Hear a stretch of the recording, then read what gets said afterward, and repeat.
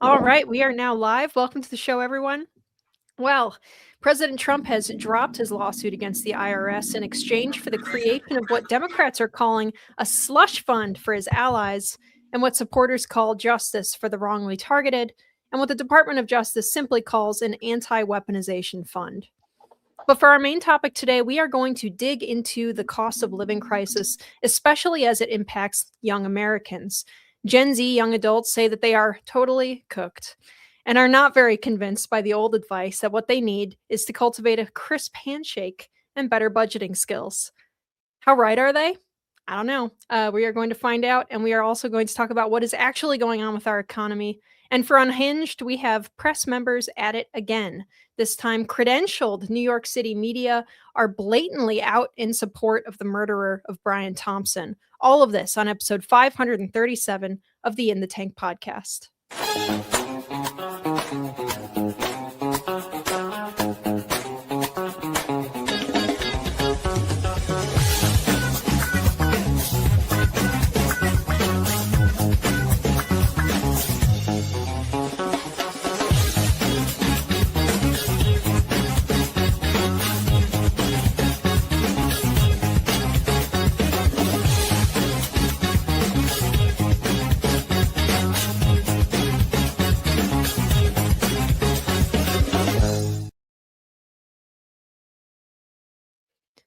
Welcome to the In the Tank podcast. I'm Linnea Lukin, your host, and as always, we also have Jim Lakely, Vice President and Director of Communications at the Heartland Institute, Sam Karnick, Senior Fellow at the Heartland Institute, and special welcome, everyone, to Heartland's State Government Relations Manager, Samantha Fillmore.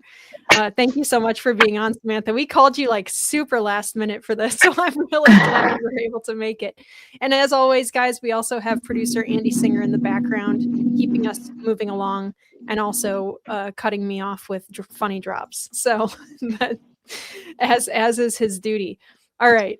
So before we get started, if you want to support the show, you can go to heartland.org/inthetank and donate there. Please also click the thumbs up to like the video. And remember that sharing it helps us to break through YouTube's suppression. They really do not like us. Even just leaving a comment helps too. If you're an audio listener, you can help us out by leaving a nice review. All right, I'm going to get us moving along here because Samantha cannot stay for the whole show today. But if you guys have any big news that you want to mention to the chat here at the top of the show, anybody? I'm singled out. Nope, nobody has a. All right. Then we will move it along. All right, so we're going to start with Unhinged, and I have not watched the clips for this yet. As usual, I try not to watch them unless I already accidentally came across them, but oftentimes Jim is the one who finds these for us. And apparently he really found a doozy, so I will be leaning on Jim for this. We can just play the clip now. We have credentialed press corps members outside of the murder hearing of Luigi Mangione, and we are going to see what they have to say. That's all I want to say. Brian Thompson, his mom, that lady who said something on Inside Edition. I said what I said. I don't give a fuck. His children are better off without him. They need to learn to not be like their dad and enjoy the blood money, kids. I'm standing on this as Brian Thompson. I don't give a fuck if he died. Millions of Americans. I liked it. Brian Thompson was a terrorist, and more people should acknowledge this and be appropriate. You should be dancing on the graves of the people who profit off of killing you.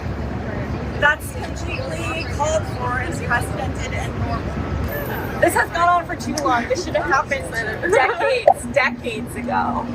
Okay, this is long overdue. I had been waiting for someone like this mysterious hero to appear. He answered my prayers. If you guys are okay with someone like Brian Thompson being around and that being a part of our society, that says more about you as a person, because you look absolutely monstrous defending someone like that who participates in social murder. That's what we mass social murder.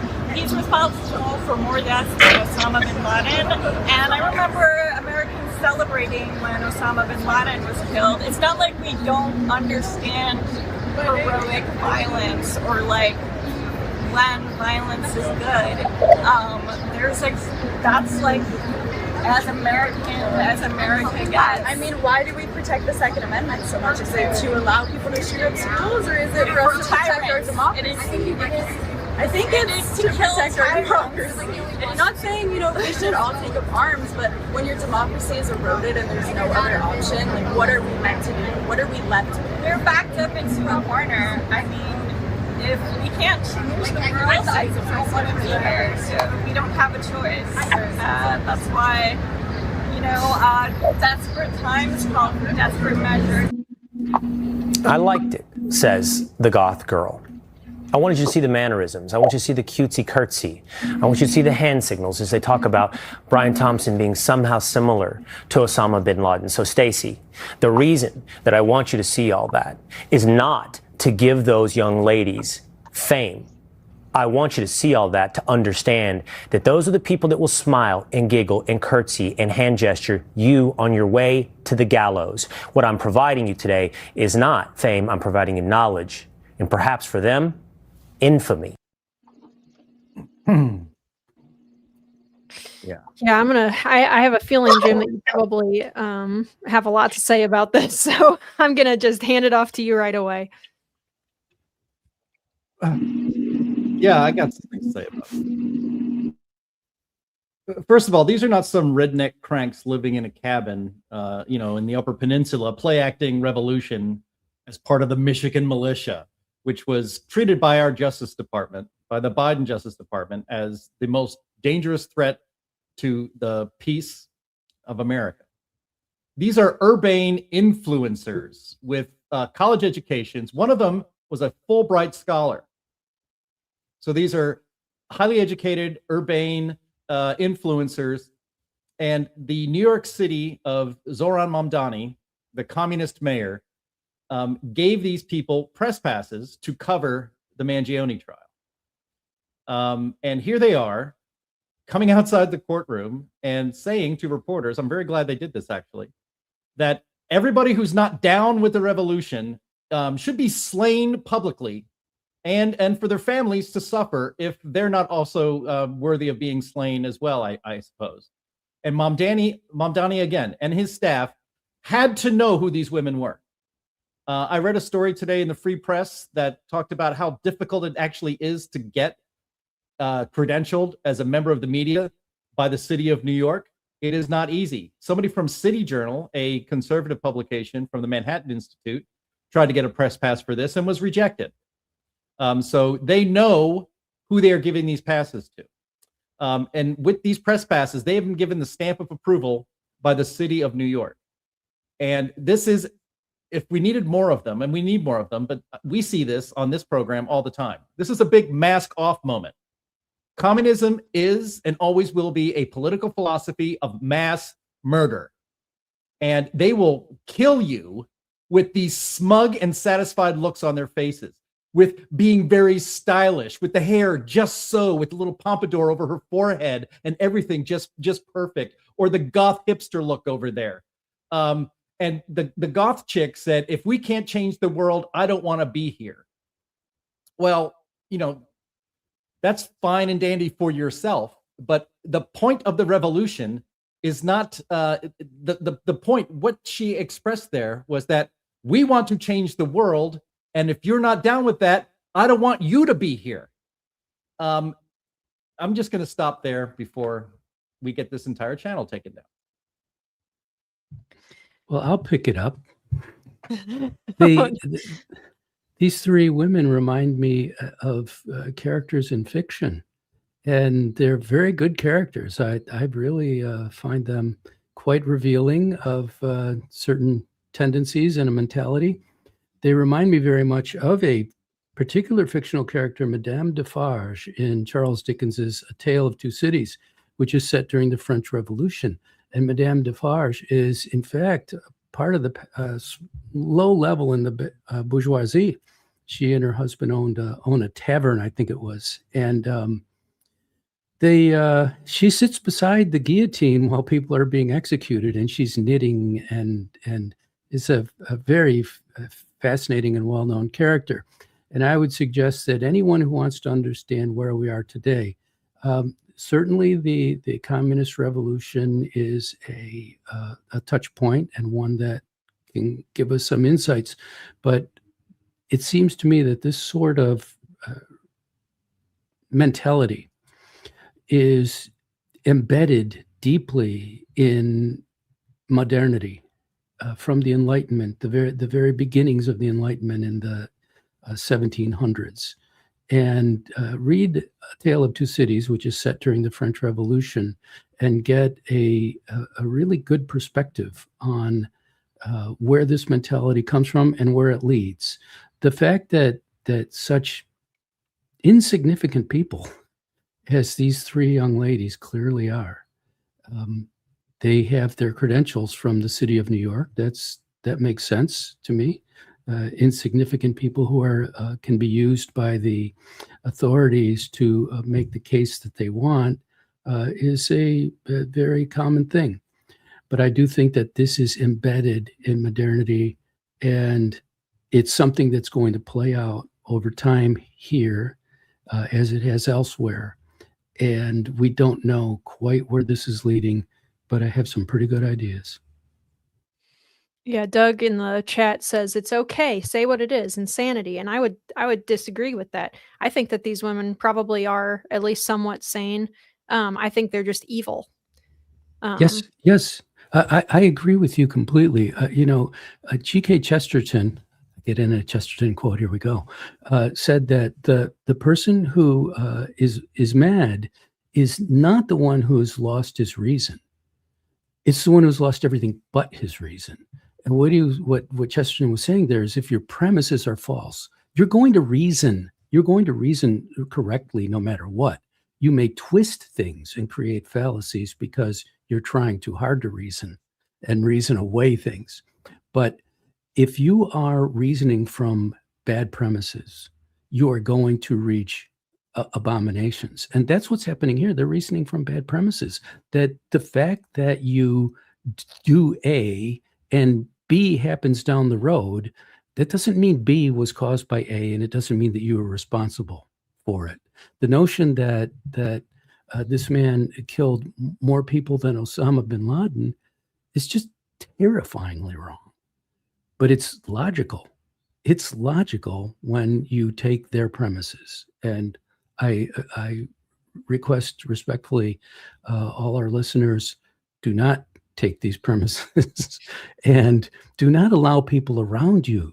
Do not allow people around you to take these premises and to run with them and to pretend that this is the truth. It's not. When something is obviously untrue, it probably is untrue. Samantha, I don't know if you have much that you want to comment on this. It feels like our fellow ladies are not doing okay. They're in New York. No, I mean, well, first of all, obviously that's morally repugnant, but I'm not surprised. I mean, these are likely the same people that we saw on social media celebrating when Charlie Kirk was killed. As we move into modernity, as we move more into extreme liberalism and socialism, there's almost like I hate to say it, and there's no other word, but like a bloodlust. They are totally fine when anyone who does not fit their narrative is killed, whether it's a capitalist in the case of I believe it's Brian Thompson. I'm not sure if I'm misremembering that. Or if it's someone who is not like a person of color. How many white people have been killed in New York City, and then they continue to let all of these violent criminals back out onto the street without parole, and then you can continue to have repeat offenders and so much violence in New York City. I think in general, it's just the push to the ultra left into socialism, and ultimately, without getting too religious, it's a departure from Christ. We're no longer a Christian nation.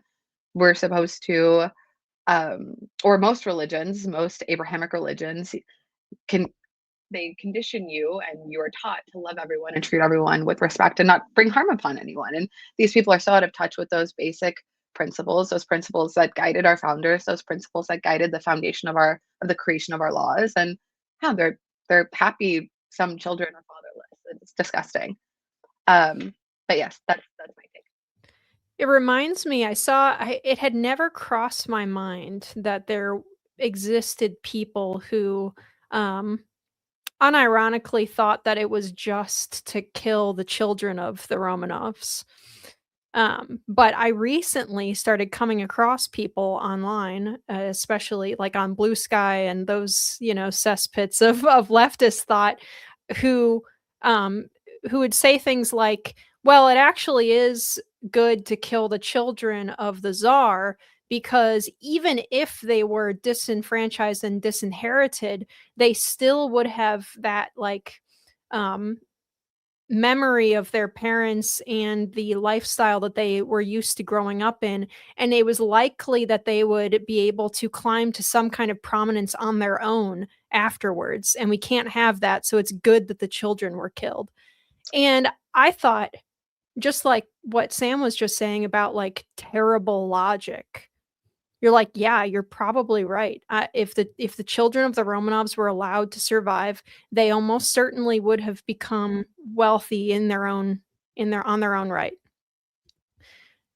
It's evil. It's catastrophically, unspeakably evil to support that position, and yet it's logical.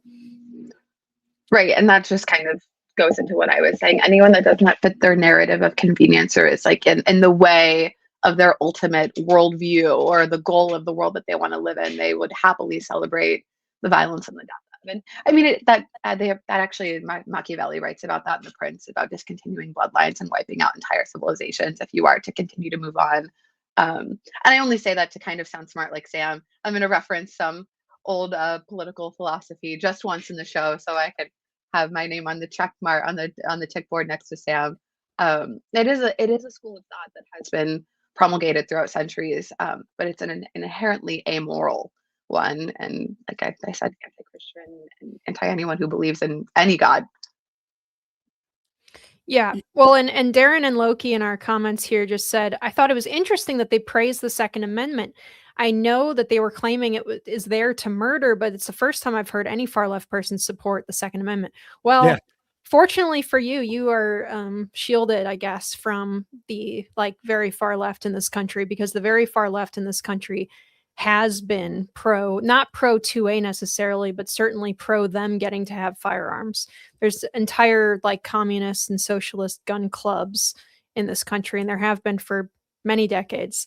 They just haven't been so prominent until recently. And I only laugh because it's kind of, it flies so in the face of the kind of caricature that we have built of what the left is over the last couple of decades, because of the way that they tend to behave.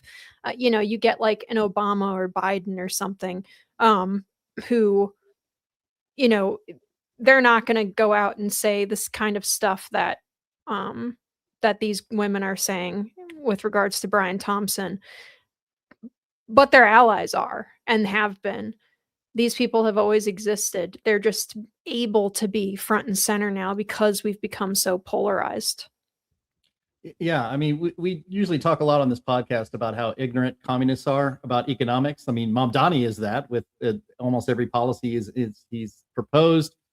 Most prominently his publicly owned grocery store thing, which is laughable. And it's going to take 3 years to build. It's going to cost probably 20 times what it would cost to open a private one, and it will actually make food more scarce. But with those economic arguments, we kind of give them the benefit of the doubt, right?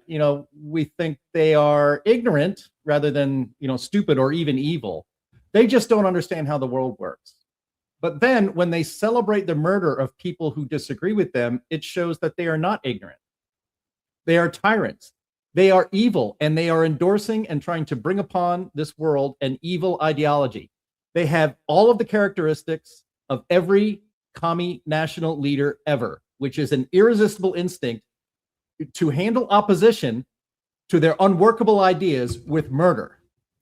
One at a time is fine. Mass murder is even better, but it doesn't matter, because the only way to get to utopia is to get rid of the people who are standing in your way. And it is dangerous, obviously, and it is quite, I'm trying not to be angry. I'm trying to think about sadness, but I can't be sad about this. This is the face of evil, that anybody who thinks any murder is justified, because like Sam said earlier, don't accept any of the premises that these women have put forward, because they are not grounded in fact. But and I'm actually even reluctant to even address the issue that they are supposedly talking about, where murder is justified, and that's the cost of healthcare and our insurance system in this country. I would remind, and I'm going to bring this up in the other topics in a much less angry way, but I would remind these three ladies that, well, for one thing, the Heartland Institute published a book by the recently departed Peter Ferrara called The Obamacare Disaster. And we are a free market think tank. And that book was aptly titled, because the argument that more government involvement, government control over the healthcare system is going to bring down prices and make it more affordable and more accessible for people was always never going to work, because it never works that way. And the Heartland Institute, the closer you get from the dollar in your hand to the doctor who's giving you care, the less distance there is between those two things, the more efficient it is, and the cheaper the care becomes. But Obamacare set up a system in which the insurance companies, everybody's insurance rates have gone through the roof. The Heartland Institute, we're a nonprofit organization, but we provide obviously health benefits to our full-time employees, and those costs have been going through the roof over the last 10 years or so, even more. And that is a result of the policies that these three ladies would certainly have voted for if they were old enough to do it back then.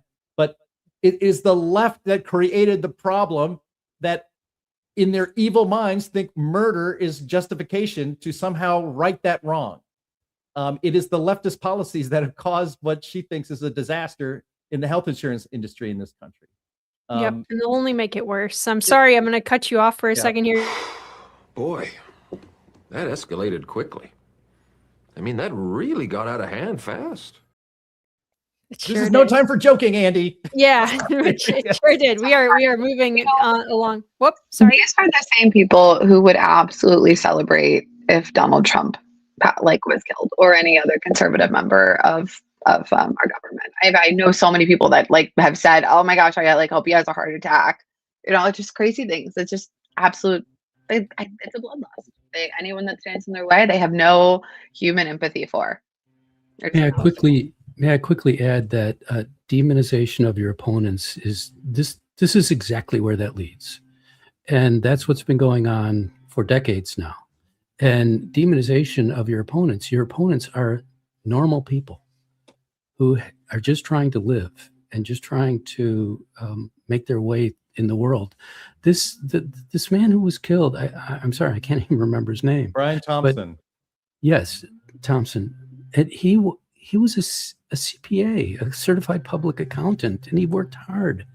And he just made it to an important position in the world. Who knows? Maybe he would have done very good things. We won't have that chance to find out. Yeah. Well, I'm sorry. I think one very important thing on top of what Sam says is that if we continue to demonize our opponents, there will never be common ground met. There is you completely throw out any propensity for resolution if the other side is evil and if you view them as such. And I think that's where we've gotten in our mainstream political ideology, which leads us to a lot of the problems that we deal with at the Heartland Institute. But it's deeply problematic and troubling.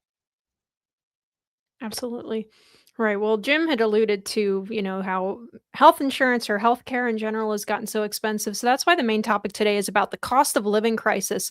We're not going to get into the healthcare stuff too much this time around because there are some other angles to hit this from. And I really wanted to talk about this. And part of the reason why is because, Sam, you just had a new housing affordability policy study come out.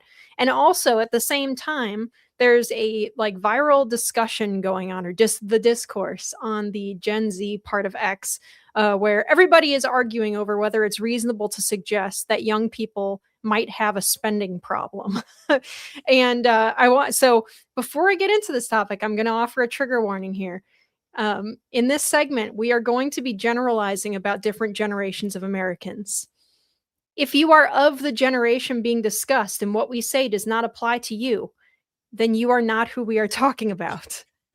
I am a millennial, I think, technically. I might be a zillennial, like just right on the edge there in 95. I do not strongly identify with the stereotypes of my generation. And yet I do not get mad when people make generalizations about millennials and, they call it the me generation.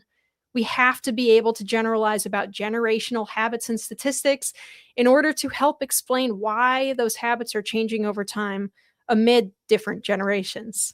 Population averages are not indictments of your individual character. So that is my warning. Every time we have to talk about different generations, we get comments from people upset or feeling offended that we said mean things about boomers, or we said mean things about Gen X or millennials or whoever. I'm not talking about you. I'm talking about statistical averages. So, Gen Z, two things can be true about Gen Z. One, the economy is really rough. You just entered the workforce during COVID or afterwards or just before, and inflation has been absolutely insane due to the government. We will talk about that in a minute. But also, look, guys, it would not kill you to skip DoorDash once in a while. What is it? Usually something like $30 for a single meal delivered to you with all the fees and everything. If you skip it for a while, a couple of weeks doing without, you can set that cash aside and put it into something that can help protect what you've earned better than Chipotle can. Precious metals do not taste all that great. They are not good for your digestive system, but they are good for your savings. And that is why at In the Tank, we trust Advisor Metals over all of the other metals selling guys. And that's because we know that the person running the place is the best of the best. A great friend of Liberty, Ira Brzezinski, owns and is the managing member of Advisor Metals. He has decades of experience in precious metals and is the only person in the physical precious metals industry who has the Commodities Futures Trading Commission federal registration. That's a lot of words. What does it mean for you? Well, it means everything that Ira or a member of his team says to you has to be factual. So he's not going to hit you with a bait and switch. He's held to the highest ethical standards, and there is full transparency there, which is way too lacking in other places nowadays. We'll talk a bit about that. If you want to diversify your investment portfolio and your savings, if you're planning for retirement and are concerned about economic uncertainty, if you want a tangible asset that's easy to buy and sell, you can secure your assets with a wide range of physical precious metals by getting in touch with our friend Ira at Advisor Metals. He will make it very easy for you. Please visit climaterealismshow.com/metals, and you can leave your information for Ira and get started with investing in precious metals and expand your current portfolio. Go to climaterealismshow.com/metals. When you talk to Ira, let him know that we are the ones who sent you. That helps us while you're helping yourself and your financial future by diversifying with precious metals at Advisor Metals. Thank you very much. All right. With that out of the way, I really don't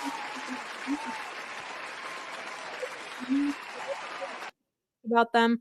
Affordability right now is more difficult for millennials and Zoomers and than older generations right now.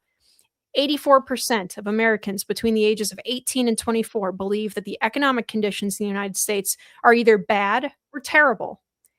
81%, that's 84% of 18 to 24-year-olds. 81% of 25 to 29-year-olds believe that economic conditions are bad or terrible. So the vast majority of people under 30 years old believe that things are awful. Housing is the biggest issue that has a large difference in that generational impact, I think. High home prices benefit people who have houses already, but it makes it harder to get that first home. So, Sam, you recently wrote a study on this and discussed it in a Life, Liberty, Property article. So, in your report, you say that monetary inflation in the early 2020s aggravated long-term housing affordability crunches and turned it into a housing crisis. Reducing inflation will alleviate the short-term crisis. The nation must then turn to the long-term problem, a stagnant supply of housing. So if you can expand on that a little bit or tell us.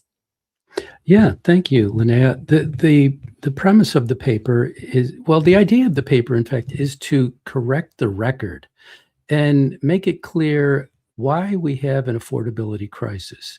And the short story of it is, I encourage people to read the paper. It's done in terms that regular people can understand. It's not too technical, I don't think. But the key thing is that we have had a housing affordability problem now for really a few decades. And the big reason behind that is that the amount of housing that we're building has been decreasing for a variety of reasons. But all those reasons are caused by government. And it's the federal government and the state and local governments have put so many restrictions on housing. And the federal government and the central bank, which is a product of the federal government. Let's remember that the Federal Reserve, although it's supposed to be independent and so on and so forth, was created by government in the first place. So this is all, these are all products of government actions. And these government actions restrict what people can do in terms of building, selling, buying, and occupying housing. And maintenance and things like that are all also affected too. So interest rates, for example, affect the housing market very much. Well, what has happened here is that over the decades, it's become more and more difficult to buy a house and to afford a house because we have had an incredible amount of immigration. Our population is 1/3 bigger than it was in the 1980s. When we got a deal that immigration would be slowed. And remember, President Reagan signed off on that. And some cynics at the time suggested that, well, you're going to get your amnesty, but you're not going to get your cuts in immigration. And that was exactly what happened. So because we've added so many people to the market, so many buyers, and on top of that, we have added many more in the 21st century because the millennial generation and the Generation Z, the Zoomers, have hit the marketplace in the last, about the last decade or so. And so you've had an incredible intensification of people wanting to buy homes, and in particular, wanting to get those starter homes.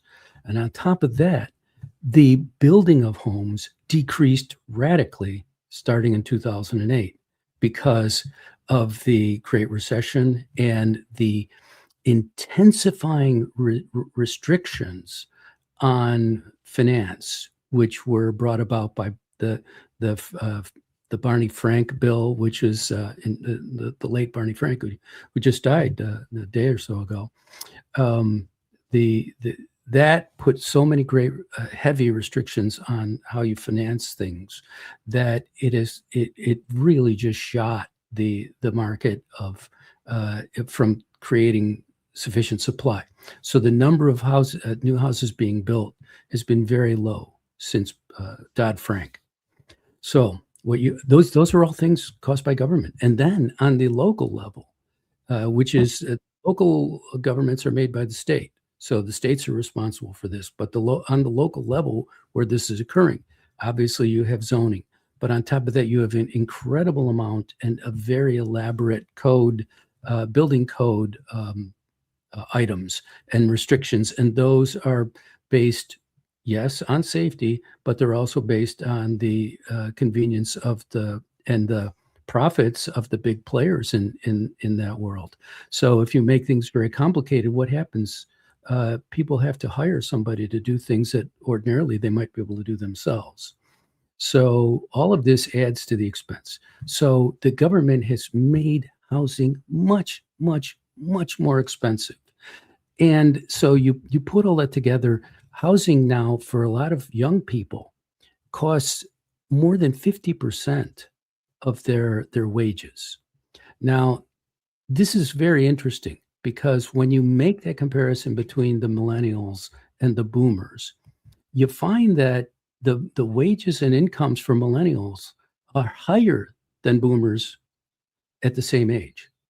What boomers were making when you correct for inflation was less than what millennials are getting now. So that's an interesting statistic. And then housing, in fact, is less expensive for millennials and Zoomers than it was for boomers. Now, wages have been rising much more rapidly than inflation since the beginning of last year. So we had this huge burst of inflation, and that played out through the economy and made people feel much less wealthy than they were. And that has to, and it came up so fast that it takes a long time for wages to catch up. Now, we're never going to have the prices go back down. That's not how things work. But what you do is the wages rise more rapidly so that your real income catches up and kills off the effects of the original inflation. But that takes time. It's going to take easily 2 or 3 years to 5 years to get it all wrung out. But the reports are continually and consistently about what young people feel about the economy. And as I mentioned, and I mention all this in the life, liberty, property item, that there's a reason they feel that way. It's not irrational. And that is the enormous cost of higher education. The cost of a college degree has more than doubled in inflation-adjusted terms, not just nominal terms, but in real terms, since the boomers went to college. And the quality of the product has absolutely plummeted. Now, this was all caused by, guess who? The government. Massive increase in federal spending on higher education. And it was absolutely metastasized during the Obama administration. The amount of spending on federal spending on higher education has been incredibly high. Now, this money poured in, all right? And because it was borrowed, and the expected payoff of a college degree was very high, it was terrific. So the customers didn't pay as much attention to the fundamental quality of the product. The students and the parents were just, okay, this is what it takes to get a college degree. So today's younger workers, especially those who have those college degrees, they had every reason to expect that they would be getting twice the real wages that the boomers got. Now, that was impossible. It was never going to happen. And so that disappointment has led to anger, to blame, to scapegoats. And the scapegoats are capitalism and capitalists, which is exactly what they were taught in college. And those three young ladies that we saw at the beginning of this episode are absolutely perfectly characteristic of that. So this is the real problem, that the generation, that the two generations that have been coming into the workforce and the housing market in the last few years, the millennials and the Zoomers, were given a story about themselves and about their situation that was simply false. It was terribly false, and it was wrong for people to do that. And we at the Heartland Institute have been saying for years the truth about what was really going on. So as a result of all this, the higher education sector is going into a much needed reorientation, and it's going to bring lower prices and better product, but it's going to take a while. Harvard University just announced it's ending grade inflation. We'll see if that turns out to be true. But the point is that this is playing out now to repair what government did. It's going to be up to the young people who are affected by this whole situation, who are feeling this disappointment, to recognize the reality behind it. Who actually caused this? I'm not saying who is to blame. I'm just saying who caused it and what caused it. It wasn't capitalism. It wasn't the greedy landlords. It wasn't greedy investors. Having money, having private investing money coming into any field is a good thing. You get more of whatever it is you're investing in. So it wasn't those people. It was government that did this. And the government that did this was elected by the boomers, the lost generation before them, Generation Jones, Generation X, and yes, the millennials. So we were all part of this. But what could we do? What could those of us who oppose this do? We at the Heartland Institute have told the truth over the years, and what we very strongly understand to be the truth. So we need to get that out there, and that's what the purpose of this paper is, and that's what the purpose of shows like this are, and all the follow-up work we're doing in articles and op-eds and the like, is to show people that that capitalism is not the problem. Markets are not the problem. We don't have free markets. Free markets are the solution. So we need to spread that word, and I encourage everyone who watches the show and listens to it to spread that word and to get this information out to their friends and associates and family. Yeah, and also, this is something that I try to hammer in as much as I can, but it doesn't really seem to stick with, certain groups just have a really hard time with this. Telling like Gen Zers that their concerns are not anything to be concerned about and that they're just like, egotistical, stupid, greedy, whatever, is not going to stop them from voting for a Mom Donnie who says, actually, no, your expectations are fine for life. It's the capitalists that are stealing from you, and all these people who are calling you lazy and entitled and blah, blah, blah. They're the ones who have put these conditions on you, and they're going to take that route. So there needs to be like some kind of empathy for young people from the older generations. However, two things can be true at once. One, cost of living for young people is difficult. They have a lot of unique challenges that they're facing, whether it's, you are convinced or it's hammered into you from like 8th grade until senior year of high school that you have to go to college in order to get a good job. And that, and they're like taking away our technical schools and stuff in high schools. They're, at my high school, at least, it was like a given that you were going to get into college.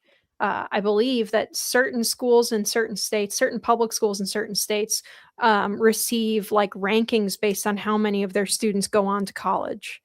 And so there's a huge incentive from high schools to push everybody onto the college track, whether or not it's reasonable. You can't blame a 18-year-old or a 17-year-old for having that message being shoved down their throat, from every angle, from, most of the time, many of their parents, from the media, from their teachers, school administrators. Everyone is trying to get you on that college track. And then you do it. And then you graduate 4 years later or 5 years later with a degree that cost you $50,000 a year. You were just doomed from the start. And so I think that there needs to be, kind of like a reasonable, balanced discussion about this, not just saying that Gen Z are stupid and entitled. And then, so now that everybody has these degrees, they are not, the competition for jobs that require degrees is immense. And the value of a bachelor's degree is much lower than it was, at the same time as the monetary cost to get one is much higher.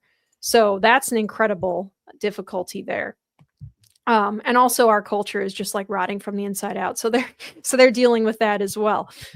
So I want to emphasize to any Gen Zers who are watching this that we're not, we are about to talk about a spending problem that Gen Zers do have, but we're not blaming you for the economic conditions that you live in, except on this one point. All right. So that's my transition here. And I'm going to see if I think we have a clip for this. Hang on just a second. So we have a clip of Kevin O'Leary talking about, oh yeah, actually we can go to this first now that Andy has brought this up on screen. Okay. This is a credit card company study from a credit card company out of Canada, I believe. I do think that these numbers are probably about right for Americans as well, especially metropolitan area living Americans. As you can see, it's not just Gen Z. Every single generation has increased the relative percentage of their spending on food, on restaurant and delivery compared to the generation before them. Every single generation spends more eating out, not in terms of percentage of the amount of money that they spend on food than the previous. On the one hand, I would say this is evidence that we are actually like relatively richer than we were in the past. And also that there's a lot more of availability of different like eating out options. Of course, since COVID, especially the delivery services absolutely exploded. There's like, I don't know, like 20 different companies that you can choose from to have your food delivered to you. You can even have even more than in the past, your groceries delivered to you. And each subsequent generation has taken more and more advantage of these services. However, the fact of the matter is that Gen Z does eat out a lot more than previous generations. But if you're already struggling or you feel like you can't afford a home or you can't afford whatever, spending a large percentage of your food budget on eating out is not the way to go. We are all part of this trend, but it's not such a good strategy here. We have a clip from Kevin O'Leary that I want to pull up. Can't stand it when I see kids that are making 70 grand a year spending $28 for lunch. I mean, that's just stupid. It's just, think about that in the context of that being put into an index and making 8 to 10% a year for the next 50 years. Stop buying coffee for $5.50. I can walk around with anybody for a day and show you that they're wasting 15% of their money, sometimes 20. Stupid stuff. You go to work, you spend $15 on a sandwich. What are you, an idiot? It costs you 99 cents to make a sandwich at home and bring it with you. So what if you bring it with you? Bring your own water if you have to, or your own drink, or bring your own coffee mug. You start to add that up every day, it's a ton of money. Most people, particularly working in metropolitan cities that are just starting out on their job, making their first $60,000, piss away about $15,000 a year on stupid stuff. And that's what they should stop doing. May I say quickly, okay, boomer, but... Oh, don't start. But he's right. He is right that if you care about these things and if you care about your future, you will make sandwiches and bring them in, or hard-boiled eggs, whatever it is you like. And yes, bringing in your own water and even maybe spritzing in some flavor into it or whatever. But the problem is that the millennial generation and the Gen Z have been brought up in a time of incredible inflation. And what inflation does is it flattens the time the time preference, meaning you would rather spend money now than later, because money spent now buys more than it will a few weeks from now, let alone a year or a month from now. So it's hard to convince people that they're getting a good deal if they save their money and invest it instead of just buying things. And that the reason it is hard to convince them is because it's false. It's not true that they're going to get a better deal by putting the money aside. We were getting nothing from our bank account. If you put money in a bank and just put it in a savings account, you were getting literally nothing. What was it, 0.0025% or something? And so and all of this was caused by government regulations. So you are making it foolish to save, and you're making it foolish to invest in small ways, to invest in small ways. And then you say, you fool, you're not investing and saving. Well, maybe they're the ones who are thinking straight, and you're the ones who are causing all the problems. It's no maybe, in my view, they are the ones causing all the problems. None of this is caused by market failure. What is all caused by is government stupidity. Yeah, Jim, and that's my rant. Thank you, Sam. That was a very good rant. But Jim, I do think, Kevin is right insofar as he's saying, if you're worried about cash for rent and stuff, then you shouldn't be spending money on, eating out so much or whatever. And in metropolitan area, it's actually very difficult just from social pressure not to do that, right? It's the same with, we all spent probably ate out a lot more in college than I do now, just because like the social pressure, and I don't mean pressure in like a negative way. I just mean it in like, you're living with a bunch of young people and they're like, hey, we're going to go out and get pizza or whatever. And you're like, okay, I'll come with. And then you end up spending like all of your money on food, and sometimes adult beverages. But I do understand that this clip of Kevin O'Leary went viral and young people are furious at it.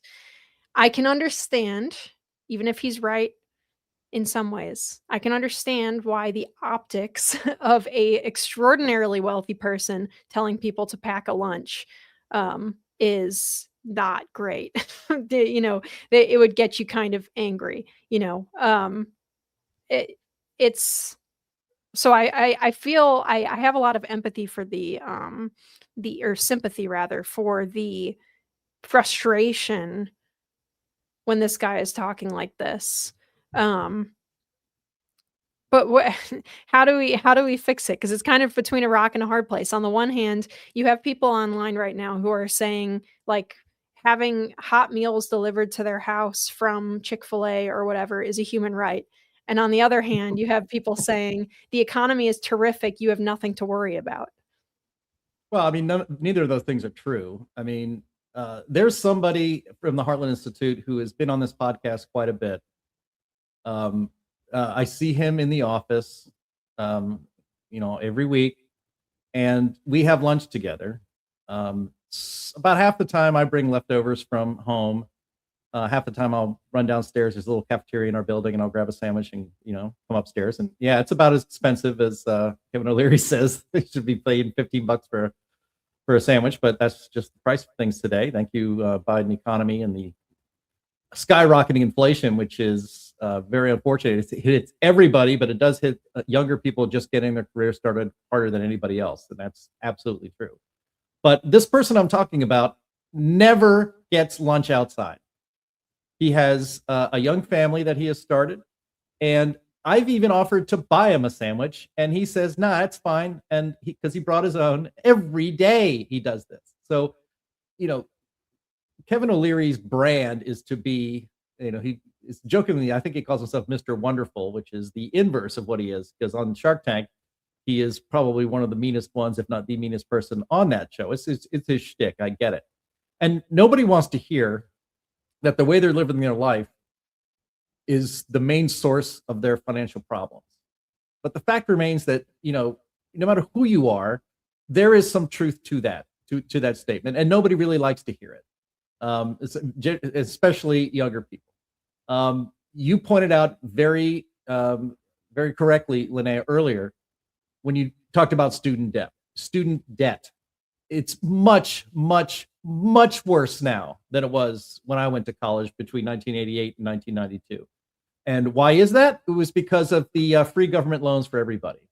So right as Gen Z was starting to begin their adult lives, the difference between the cost of something or the price of something and its actual value was being completely separated, because you could just apply for a government student loan. It doesn't, so there was no real cost to you in the beginning, so you didn't really grasp it. And I was actually talking with my wife about this today. We knew we were going to talk about this today.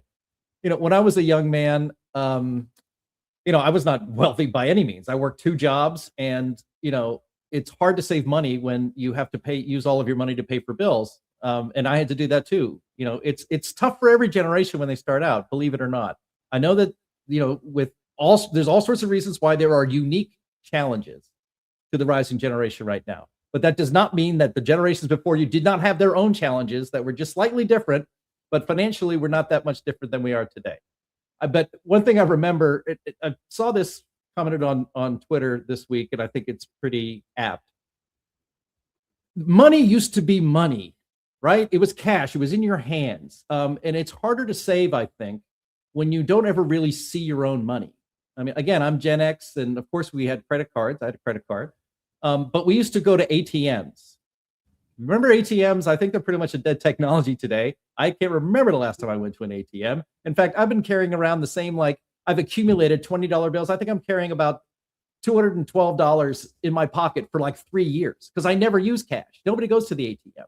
But when I was a young man, I'd go to the ATM, I'd sit there and think, oh gosh, can I get $60 out? I should probably just get $40 out.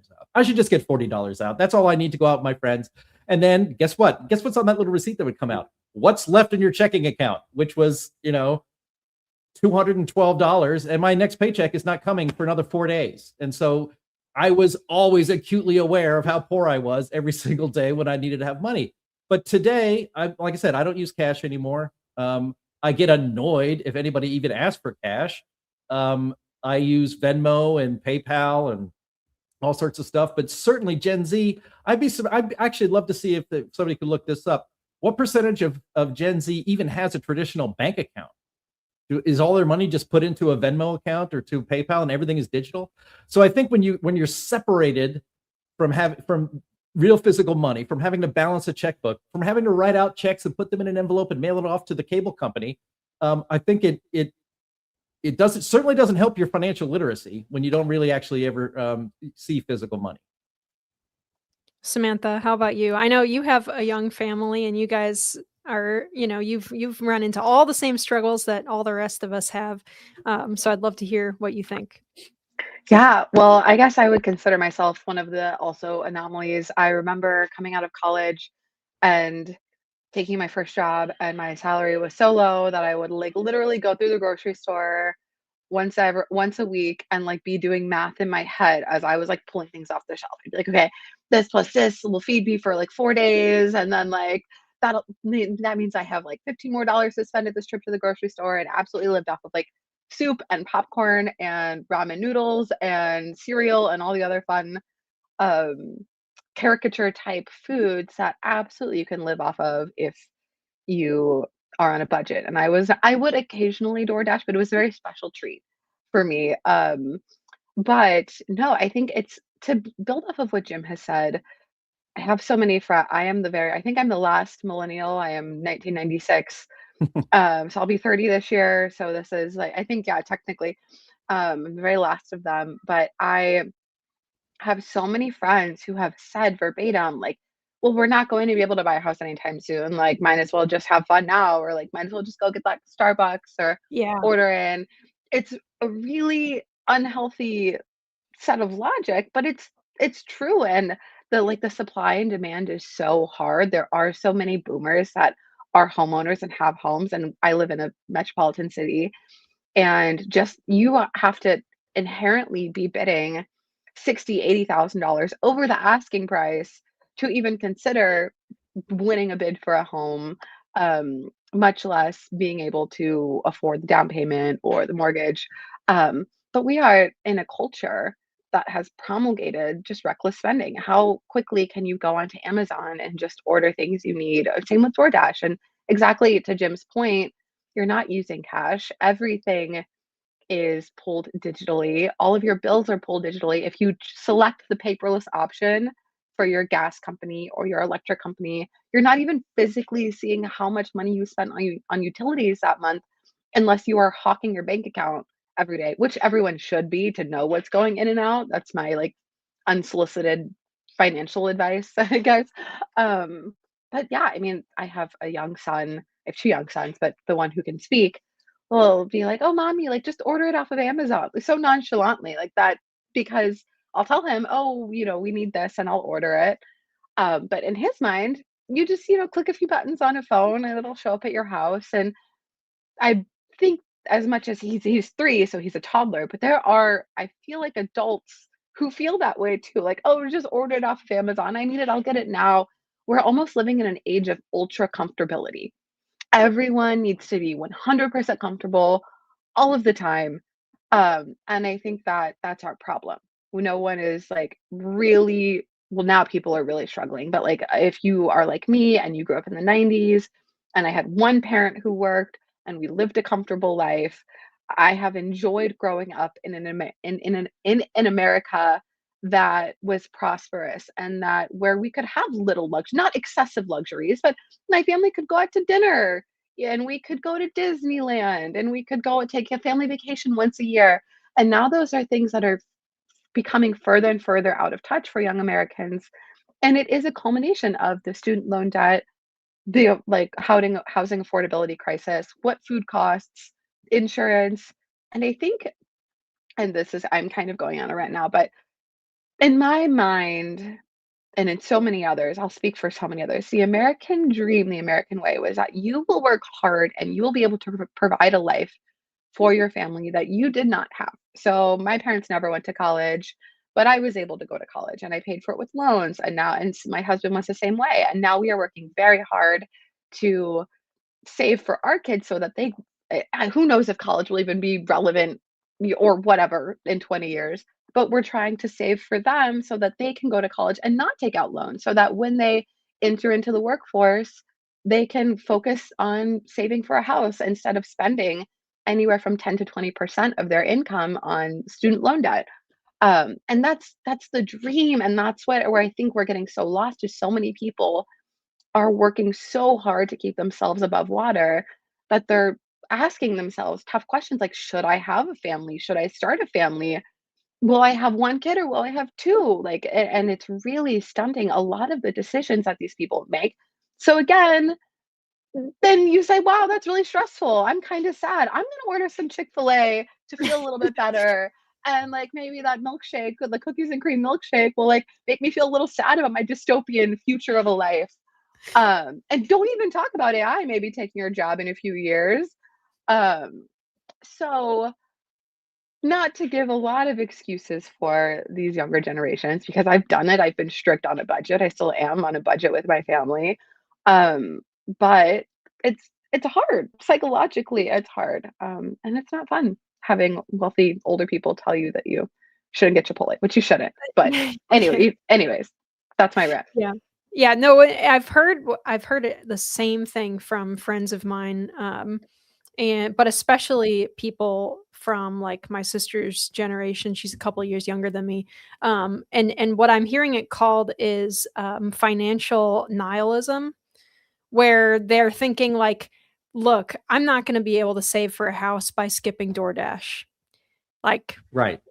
so I may as well like enjoy a meal that I like right now, because I'm not going to be able to afford a family and a house and vacations and whatever. So why would I like, live small when it's not going to pay off in the long term?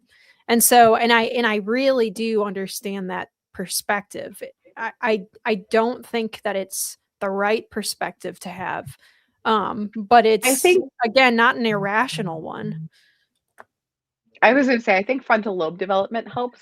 Like I know for a fact that when I turned 25, I was like, oh wow, like things make so much more sense now.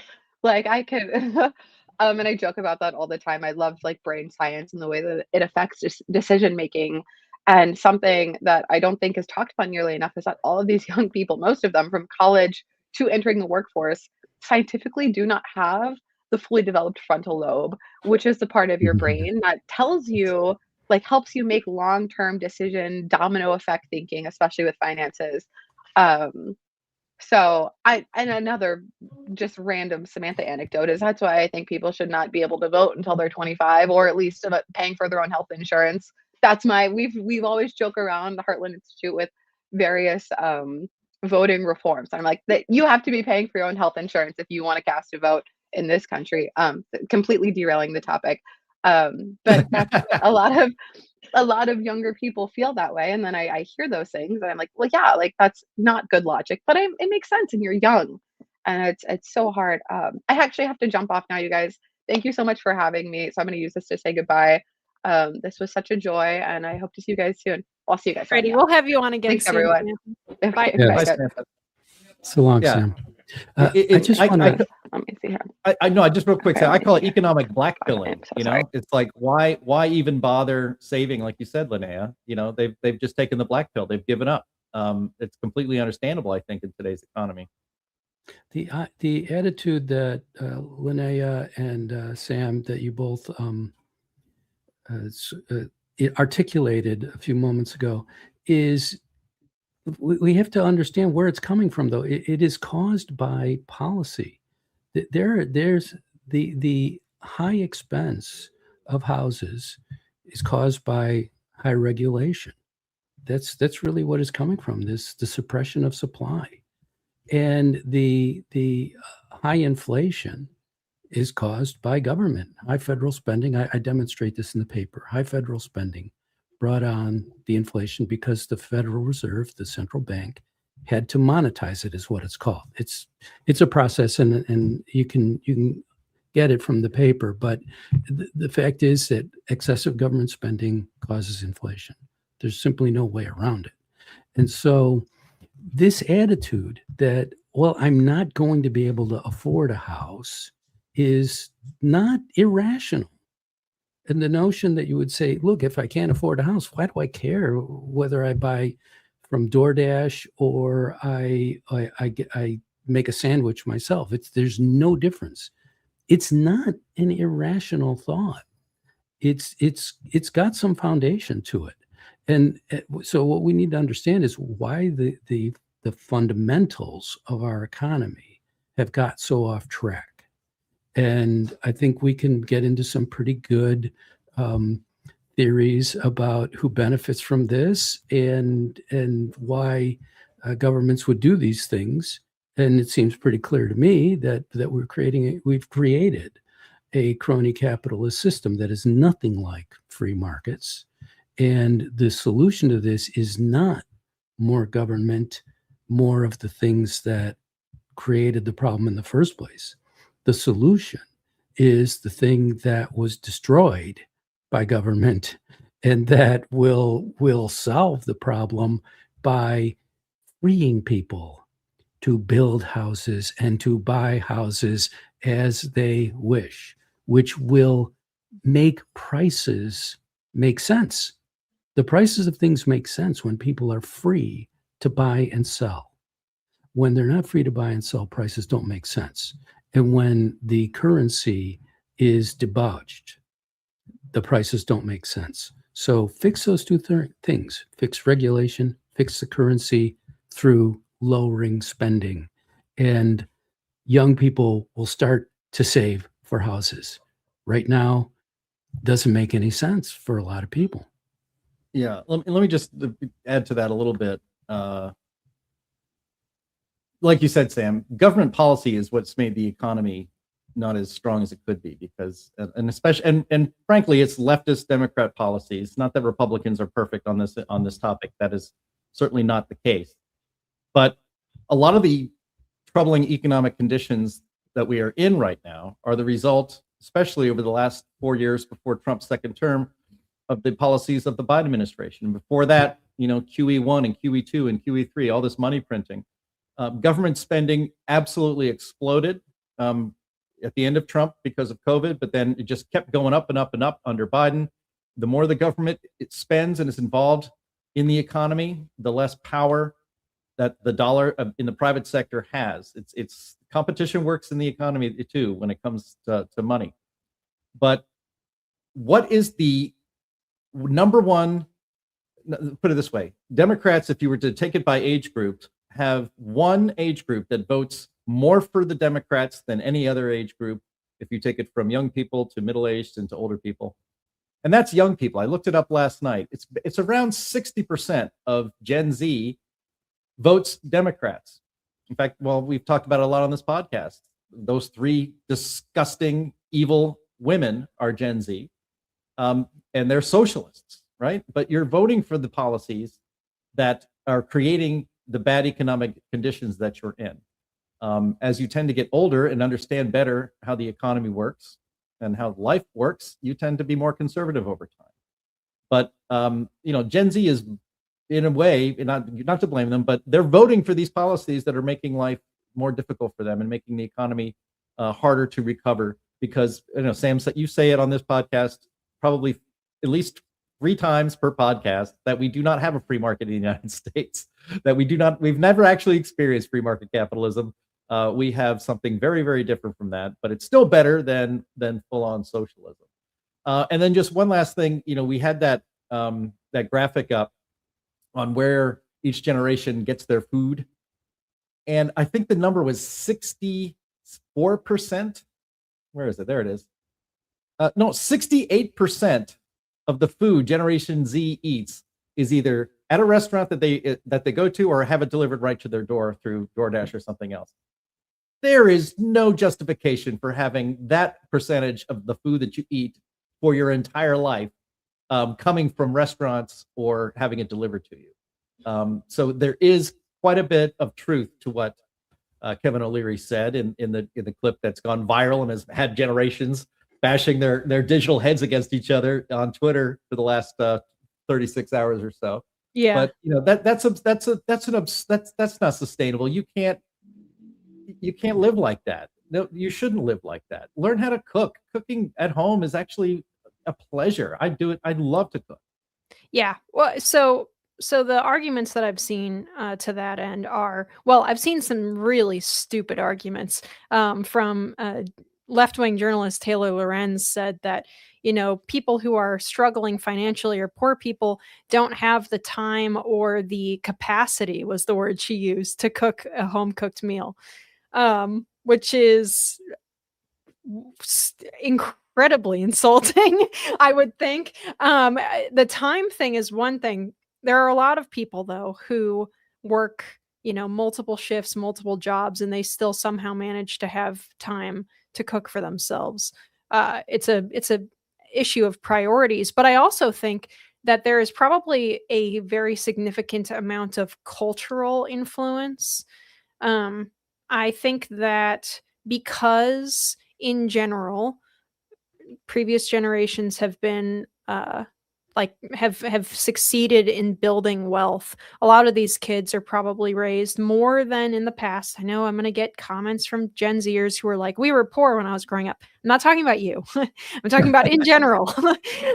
There was more affluence in their childhoods, and now they're downwardly mobile, which is something that's somewhat unique in American history. I do think it's true that Gen Z and also part of millennials, especially after they come out of college in massive debt and they got a degree in something that they thought they were going to be able to find a job in, and it turns out that job doesn't actually exist anymore.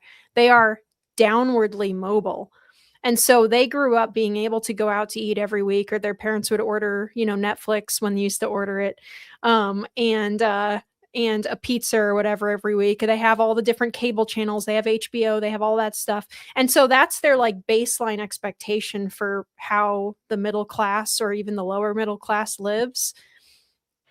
And now they're struggling.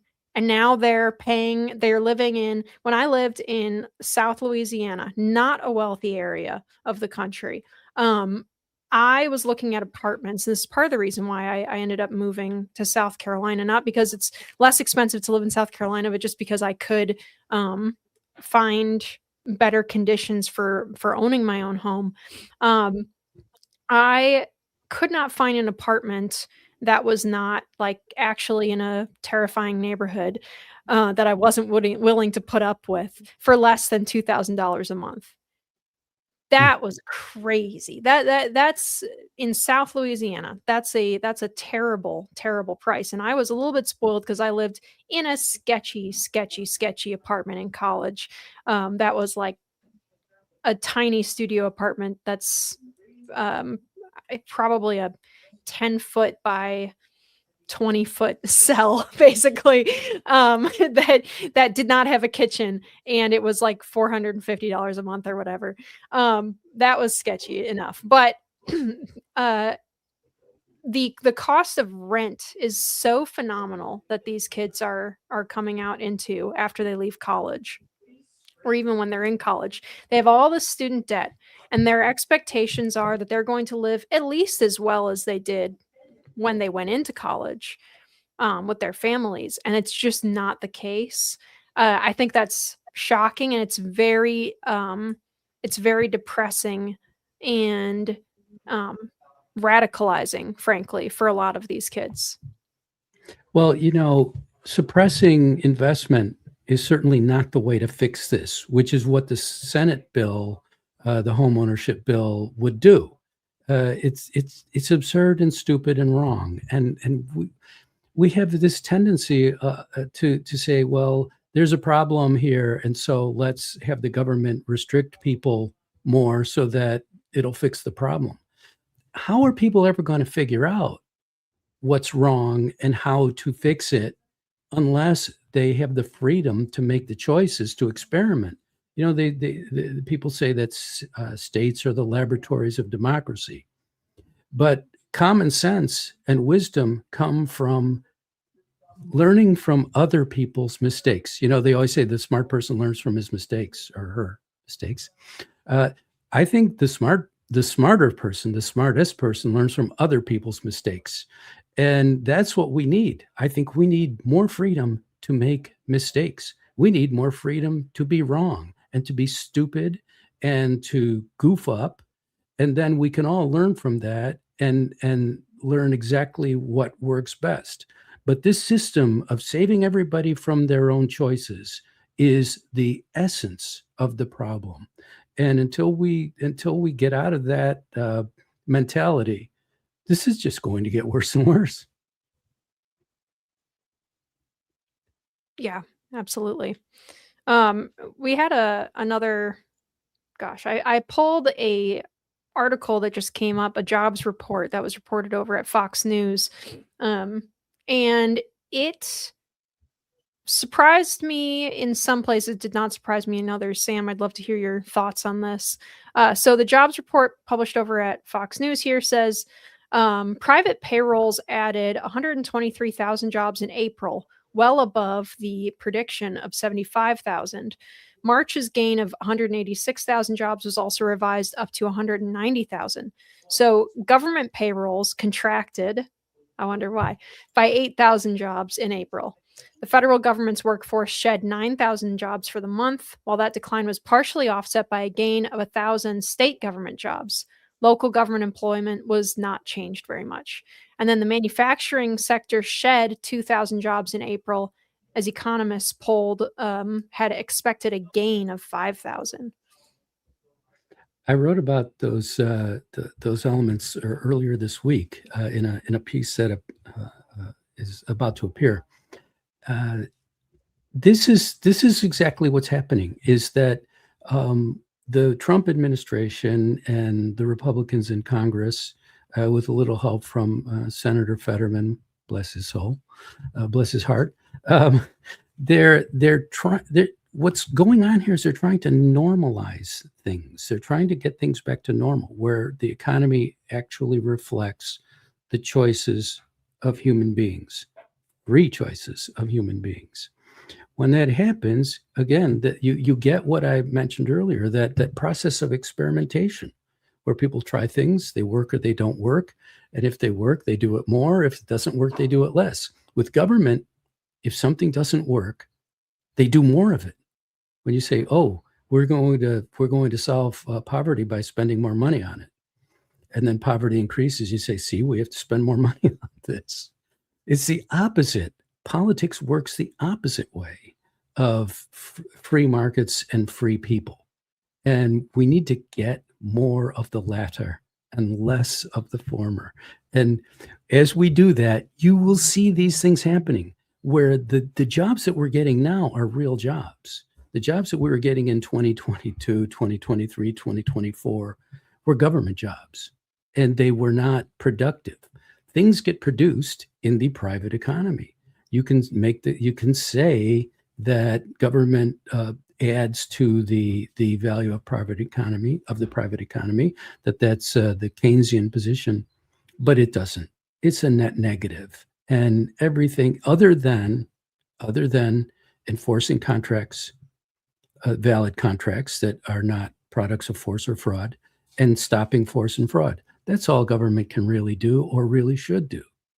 And so when you have free choices by free people, you find the truth of what people really want, what really appeals to people, and you can have more of that. When you try to say, this is what people should want, and this is what people are going to get, then you can be wrong all the time. And the more wrong you are, the more sure you are that you were right in the first place. And that is why you have Mamdani as president of New York City. The idea that there's 115,000 jobs added in April, I'm actually pretty surprised by that. The job numbers haven't looked good for a while, and they probably won't overall for a while, because people forget how many tech jobs have been just zeroed out. I asked Grok, and Grok should know. It's from X. It's from Elon Musk, Mr. Tech himself. That how many? Just give me an estimate of how many since the beginning of 2025, so the beginning of Trump's term. How many tech jobs, and then how many media jobs have been eliminated in that time? And the number is about anywhere between 350 and 450,000 tech jobs, according to Grok, have been are no longer necessary mainly because of AI. And how many media jobs? Happily, about 5,000 media jobs. I think that's a pretty good start. We could probably do better than that.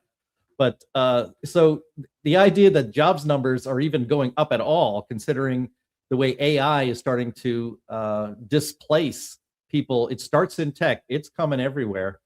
Yeah, as you said, Sam, there's a lot of correcting that needs to go on, and AI is only accelerating that. The reorientation that's going on in higher education that I mentioned is going on in the economy. We're getting jobs out of government. That's a very good thing. We're also getting jobs out of places that were overvalued. And we're getting a lot of money, especially in capital infusions, and weren't actually making any money. They weren't making products. They weren't making any of the services that anybody wanted. You know who a lot of the people are that are probably losing their jobs. And I know that there are there are probably coders and stuff who are losing their jobs, but I'll tell you who's definitely losing their jobs. And that's those girls who are going on TikTok and annoying the heck out of everybody, being like, here's a day in the life of my tech job, because she has an email job at a tech company at Google or something. And then she's going in and spending a ton of money on the corporate food in the corporate food lounge or the cafeteria they have downstairs in the corporate campus and stuff, and doing their little TikTok dance girl boss things. Oh, their AI is coming for them for sure. They're probably the first ones that are getting slashed. Well, this is a really good point. Job destruction is good as long as job construction is happening, and that's what's happening now. Yeah. And talking about government financed jobs, I mean, I read a story the other day about higher education that I think 100 universities and colleges have already closed over the last, I think, either 12 or 24 months. And that pace is going to accelerate because of a demographic bomb that has already gone off that people don't realize. The university staff, mostly administration, has exploded over the last 20 years. But the number that physically exists, the number of well, especially certainly for American-born children, the number of people who could go to college because they are now 18 and graduate from high school has been shrinking a lot in the United States. over the last couple of decades. And so there is less need for university systems the way they are today than there was when I went to school 30 years ago. So you're going to start seeing layoffs unless the federal government's going to bail out all of these colleges. Sure hope not. But you're going to start to see some layoffs at universities, and you're going to see a lot of colleges and universities close. Yeah. So, you know what, I basically, I don't think, for one, I'm skeptical that AI is going to be as much of a obliterator of jobs in the US as people are presenting, especially if, and we don't touch on the immigration issue all that often on In the Tank, but I think that, you know, the people are starting to look around and say, you know, hey, it's kind of crazy that we're hiring like millions of people who are not permanent residents of the United States. We're hiring all these people from abroad to come and do these, like, not necessarily low skill, but definitely low input, low background jobs that historically, like, people right out of college could do. They could work for a phone bank or something, and, you know, it's mind-numbing, terrible work, but they could do that. So that they could put some money on the table and finish off their degree and go and find the real job that they want to work for. But all of that has been taken up in large part by a lot of both illegal and, you know, H-1B type immigration. And the same is true of our, like, fast food places and stuff. All of that stuff, all those jobs that would traditionally go to younger people that don't have a whole lot of experience in a workforce yet, have been going to a lot of people from abroad.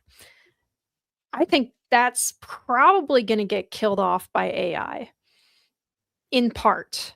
And from there, I think the people will be so upset about AI taking these types of jobs that there's going to be very little stomach for imported labor from the public anyway. And so I think you might see some returns. That's my optimistic take on what's going to happen. I think you'll see some returns to having people be able to have actual, like, first foot in the door, no experience necessary jobs. I think a lot fewer of those will go to H-1Bs in the future because of AI. Quite true. And the point is that the bigger point is that whatever it is, whatever is best, whatever's the best use of resources, whatever's the best places for human beings to put their effort, will happen if you stop trying to force it. If we stop having if we stop having policies backed by machine guns and jet planes and so forth, telling us exactly what the future should look like, we'll be a lot better off and we'll have a much better future. If the government is deciding everything, then it's going to be much, much, much below what is optimal, simply because, as Friedrich Hayek, the great economist, pointed out, they can't know. They just cannot know all the things that you need to know in order to make those decisions. But what can know is the people en masse, and that is who we should rely on. Right. So in conclusion, you guys, it is hard for Gen Z out there. It is genuinely difficult. They are struggling. Also, you can probably be a little bit smarter with your budgeting. And all of this is ultimately pretty much just the government's fault. That's kind of the in conclusion of our program here today. We did not get to our third topic, but I think that this was so important that I'm glad that we spent the whole time talking about it anyway. Our third topic was just going to be, or our second topic was just going to be on the what did they call it? The anti-weaponization fund. We can talk about that another time or not at all. I don't know. Anyway, so thank you guys so much for being on the show. Thank you all of our audience members for joining us in the chat and also in our silly little polls. But that is all the time we have today, unfortunately. Thank you everyone for your attention to these matters. And we are live every single week on Thursdays at noon Central on Rumble, Twitter, YouTube, Facebook, all over the place. Jim, what do you have for our audience today? We have at the same time on these same channels, the Climate Realism Show is going to be another banger. So hope to see you tomorrow. Absolutely. Sam? The affordability paper is available at heartland.org, right on the front page there. I have an article at The Blaze today, and there's also the Substack, stkarnick.substack.com. Yes, absolutely. For audio listeners, please rate us well on whatever service you're using and leave a review. Thank you so much to all of our usual panelists, and also Samantha, who had to duck out a little bit early, but I very much appreciate her coming on. And also, of course, to all of our viewers. We will see you again next week.